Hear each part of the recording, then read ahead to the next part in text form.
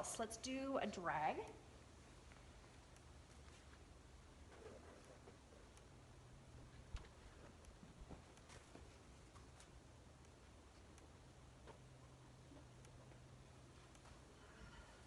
So I'm using a jolly ball, and the reason I use that is because if it bumps into them, I know it's not going to hurt them, and it's pretty lightweight, and it rolls pretty well. And again, I'm just going to run this over the saddle horn and hold the end of it, and I want to let go of it if anything would happen, so that we don't have a big wreck. And I start out at a standstill. And pull it towards them from all different directions, and then we'll go into motion. Some horses I do it at the trot, some, well, I would say all of them I do actually. Some horses I do it at the canter, but not a lot, not unless canter's really, really good and calm already. So,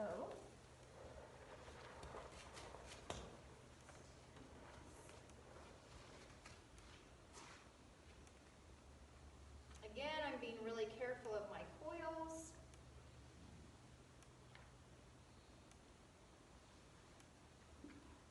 I want to make sure it doesn't get stuck in my stirrup.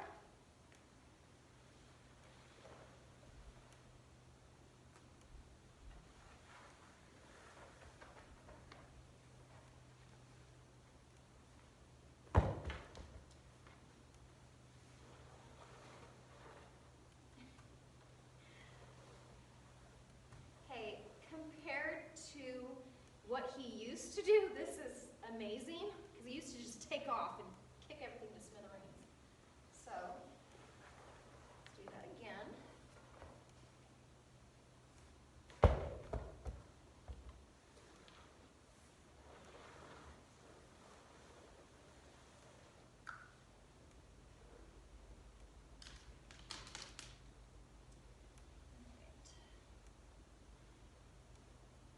So it's really important when I do this that I'm really cognizant of all my ropes, where I'm standing, because if the horse freaks out because I'm not reading him well enough and I go over threshold, I don't want to get hurt. I don't want him to get hurt. So ideally we work under threshold, and by that I don't mean like their threshold of how relaxed they are, but the threshold of reactivity. So I don't want him to be reactive.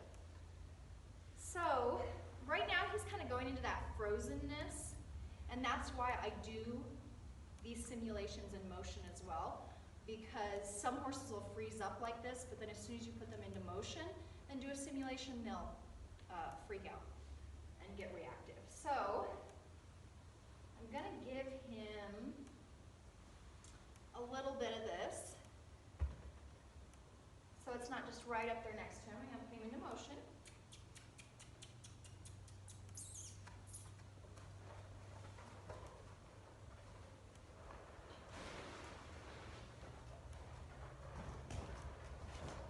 If he got reactive and trotted or took off, I'd probably drop the rope and interrupt it and then just start over again.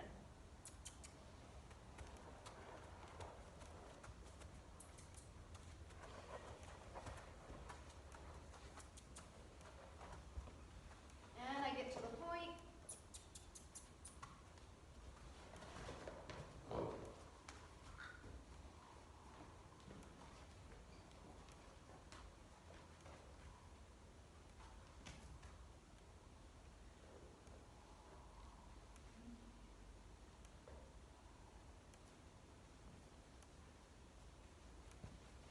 Okay, so this is just kind of giving you an idea of what I do.